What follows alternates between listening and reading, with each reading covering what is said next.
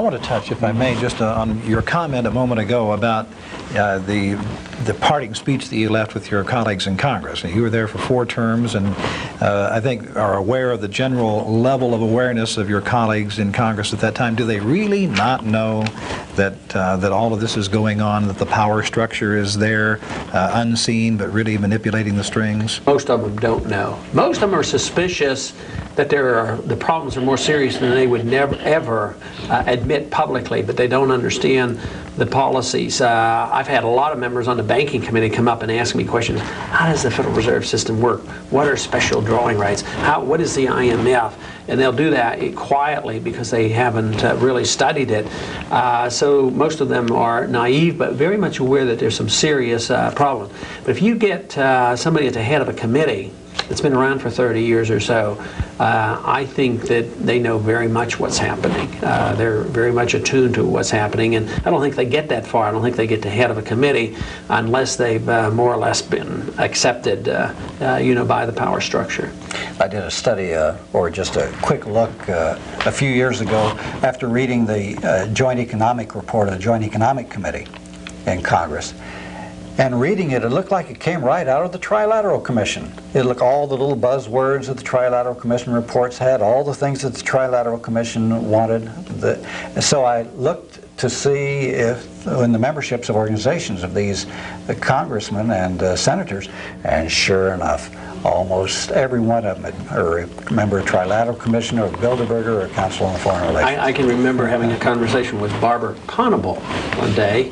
Yes, he's a biggie in the power structure. And he was complaining about, there's people always complaining about me belonging to the Trilateral Commission. He was complaining to me, and lo and behold, it was Barbara Conable, but as soon as he resigned from Congress, where did he end up? The head of the World Bank. Right. I left Congress. I studied the banking system. I understand something about the money. They haven't called me yet for one of those appointments. No. I've been waiting at the telephone, waiting for them to appoint me.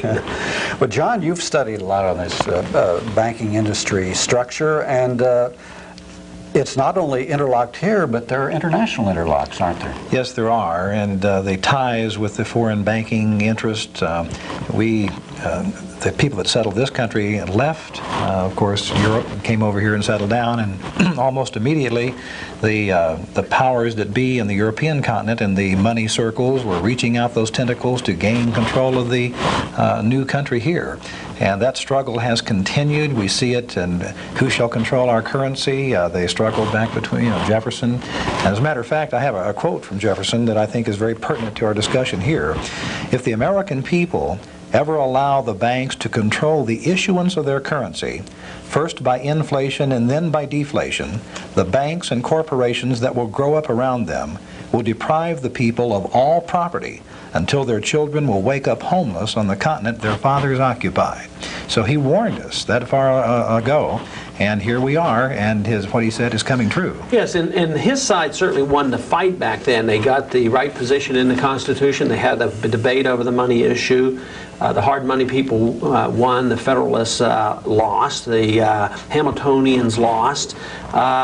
But then subsequently it's been downhill, and certainly in this century. It never happens at one time. It isn't all or nothing. They keep chipping away, yes. Even though we got our central bank in 1913, it wasn't the total destruction of the system. It literally took from 1913 to 1971 to open up the floodgates, but it was in 71 that the last linkage to gold occurred. Of course, in the 60s there was still some linkage to silver, but since 71 all you have to do is look at the economic record of spending and deficits and all the economic problems and interest rates and all the price increases. I mean, it's just been totally out of control.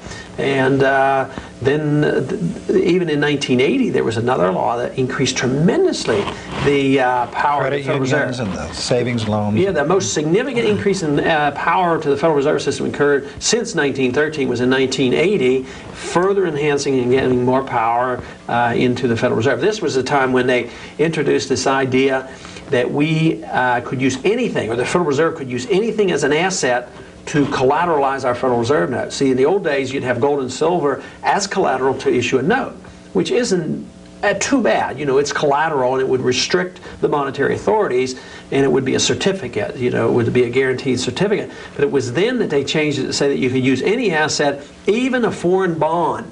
So it's true now that you can use, and they have, used foreign bonds, they put them in the Federal Reserve, and that's the backing. That's the collateral for our Federal Reserve now. That's how strong our currency is. You wonder how the currency works. It doesn't deserve to work.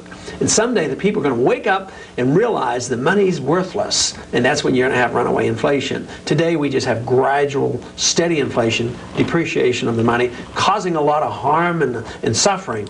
But one day the country's going to wake up and there's going to be a catastrophe. I want to focus on the Federal Reserve itself for a moment, in that I wonder, you know, what percentage of the people know that the Federal Reserve is not really a part of the government, a privately owned corporation, and who owns that, you know, the Federal Reserve? Well, do you have a comment on that? Well, I think very few people understand how it works because the members of Congress weren't really very much aware of it. But I think it's a little bit worse than just saying it's private. You know, if it were just private, they'd have to live within the laws of the land of fraud, and they would have to be a public corporation. And, you know, if there's a public corporation, you have a right to know what your corporation is doing if you own stock. And be audited. Here it's secret, but where do they get their power? Is it the power of the marketplace that creates this corporation? No, they, in addition to being very secretive, have their authorization, their creation from government. So the government creates them, and they create a special thing. So it's much worse than just being a private corporation. It is a very secretive, private, government-ordained corporation that has the power to counterfeit money. So it's very, very unique and much worse than just being private. It's the secrecy of it and the power that it gets through government legislation that makes it so evil. Now, you were the ranking Republican on the House Banking Committee for a while. On one of the subcommittees, but not on the entire committee. And do I understand correctly that members of Congress can't even go to the Fed meetings? That's right. I was very interested in the issue, and I was on 3 subcommittees, 2 being on coinage and domestic monetary policy subcommittee, but I could not go to a meeting. I couldn't get an audit. I couldn't even check the books. And they're the ones who create the money. Yet I felt like I was elected to be responsible to the people, and I would be inquisitive and looking into these things. Their attitude is, when you need to know, or when the people need to know, we'll tell you. They're in charge, and we're just on the outside looking in, rather than the people being in charge of the government, sending me or somebody else as their congressman to control the bureaucrats. But it's turned upside down. They have control, and they allow us to know what we want, what they think we should know.